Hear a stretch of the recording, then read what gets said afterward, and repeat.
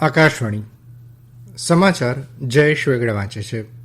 સૌપ્રથમ મુખ્ય સમાચાર.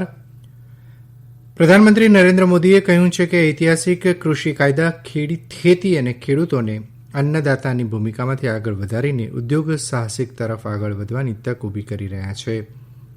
બિહાર વિધાનસભાની 78 બેઠકોની ચૂંટણીના ત્રીજા તબક્કા માટે જાહેરનામું બહાર પડ્યું. પોલીસ દળના આધુનિકરણ માટે સરકારે 780 કરોડ રૂપિયા ફાળવ્યા. આરોગ્ય અને કુટુંબ કલ્યાણ મંત્રાલયે ડેન્ગ્યુ, મેલેરિયા, ઇન્ફ્લુએન્ઝા, ચિકનગુનિયા જેવા અન્ય રોગચાળાઓ સાથે કોવિડ થાય તો તે અંગેની માર્ગદર્શિકા જારી કરી. દેશમાં અનેક અગ્રણી શૈક્ષણિક સંસ્થાઓને સુપર કોમ્પ્યુટર સ્થાપિત કરવા માટે ટૂંક સમયમાં ભાગીદારી કરાશે. અને આજે રાત્રે મંગળ ગ્રહ તેના સૌથી મોટો અને તેજસ્વી જોવા મળશે. સમાચાર વિગતવાર. પ્રધાનમંત્રી નરેન્દ્ર મોદીએ ઐતિહાસિક કૃષિ કાયદા ખેતી અને ખેડૂતોને અન્નદાતાની ભૂમિકામાંથી આગળ વધારીને ઉદ્યોગ સાહસિક તરફ આગળ વધવાની તકો ઊભી કરી રહ્યા છે. વિડીયો કોન્ફરન્સિંગ દ્વારા પદ્મભૂષણ બાળા સાહેબ વિખે પાટીલની આત્મકથા પ્રકાશિત કર્યા પછી બોલતા પ્રધાનમંત્રીએ કહ્યું કે સ્થાનિક અર્થવ્યવસ્થા અને સ્થાનિક સાહસોનું મોડેલ તે પ્રાંત અને તે રીતે સમગ્ર દેશને આગળ લઈ જશે. આવા સ્થાનિક મોડેલના દાખલાઓ આપતા તેમણે મહારાષ્ટ્રમાં ખાંડ ઉદ્યોગમાં ક્રાંતિ, ગુજરાતમાં દૂધ ઉદ્યોગમાં શ્વેત ક્રાંતિ અને પંજાબ અને હરિયાણામાં ઘઉંના ઉત્પાદનમાં થયેલી ક્રાંતિ વિશે જણાવ્યું હતું. પ્રધાનમંત્રીએ કહ્યું કે આઝાદી પછી એક તબક્કો જોવામાં જ્યારે દેશમાં પૂરતું અનાજ નહોતું. તેમણે ઉમેર્યું કે આવા સંજોગોમાં સરકારની પ્રાથમિકતા પાકની ઉત્પાદકતાને કેવી રીતે વેગ મળે તે જોવાની હતી. તેમણે કહ્યું કે સરકારે મુખ્યત્વે પાક ઉત્પાદન પર અને ખેડૂતોને કયા પાકનું ઉત્પાદન કરવું જોઈએ અને વધુ ઉત્પાદન કેવી રીતે મેળવવું તેની પર ધ્યાન કેન્દ્રિત કર્યું હતું. શ્રી મોદીએ જણાવ્યું કે ખેડૂતોએ પરિશ્રમ કર્યો અને ખાતરી આપી હતી કે જરૂરિયાત પૂરી કરવા માટે વધુ પાકનું ઉત્પાદન કરવામાં આવે છે. શ્રી મોદીએ ધ્યાન દોર્યું હતું કે આમ કરતી વખતે સરકાર ખેડૂતોના નફા પર ધ્યાન આપી શકે નહીં. તેમણે કહ્યું કે પહેલીવાર આ માનસિકતા બદલાઈ છે. પ્રથમ વખત દેશમાં ખેડૂતોની આવક માટે ચિંતા દર્શાવાઈ છે અને તેની આવક વધારવાના પગલાં લેવામાં આવી રહ્યા છે. લઘુત્તમ ટેકાના ભાવ આપીને અથવા તેને વધારીને, યુરિયા ખાતરને લીમડાનો કોટિંગ આપીને અથવા વધુ સારી રીતે પાક વીમા યોજના અનાજ ઉત્પાદન વધારી શકે છે.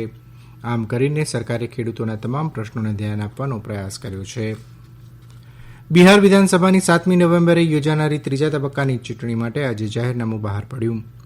ત્રીજા તબક્કામાં 15 જિલ્લાની વિધાનસભાની 78 બેઠકો માટે મતદાન થશે.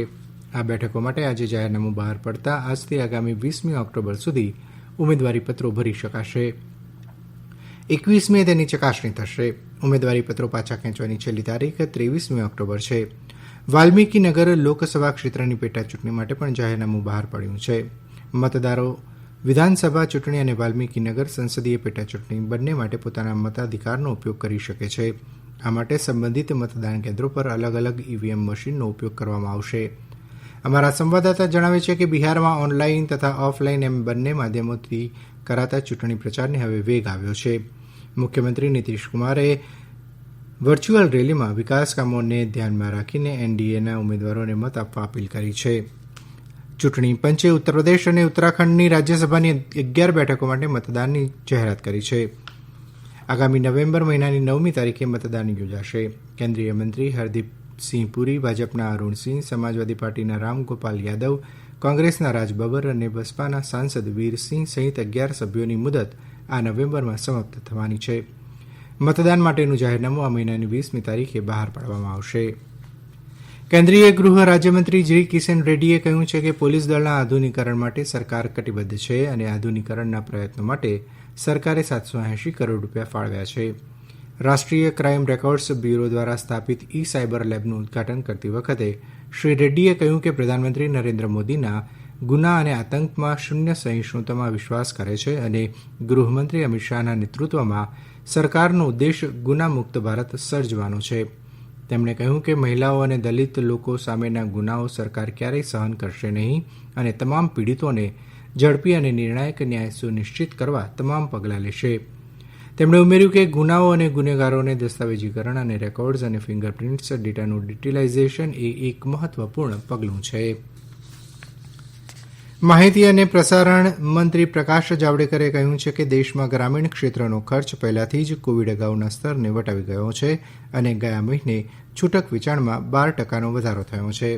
શ્રી જાવડેકરે કહ્યું કે એલટીસી કેશ વાઉચરો, તહેવારની લોન અને સરકારે જાહેર કરેલા વધારાના ખર્ચ સાથે મળીને અર્થવ્યવસ્થામાં મોટો વધારો થશે.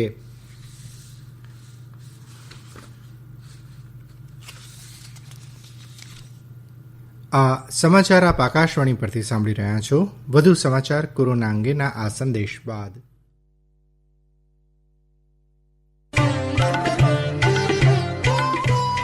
કોવિડથી બચવાના મહત્વપૂર્ણ 3 ઉપાય: માસ્ક પહેરો, 2 ગજનું સલામત અંતર જાળવો અને હાથ સાફ રાખો.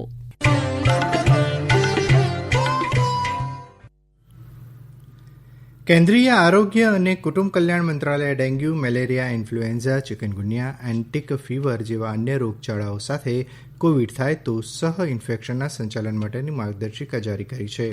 મંત્રાલયે કહ્યું કે મોસમ પ્રમાણે થતા રોગો કોવિડના ક્લિનિકલ અને લેબોરેટરી નિદાનમાં પડકારો પેદા કરી શકે છે.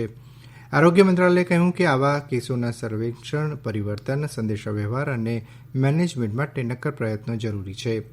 તે ચેપની શક્યતાની જાગૃતિ, ચિકિત્સકોને ચેપના કેસના પ્રતિકૂળ પરિણામને રોકવા અને ક્લિનિકલ પરિણામોને સુધારવામાં મદદ કરી શકે છે.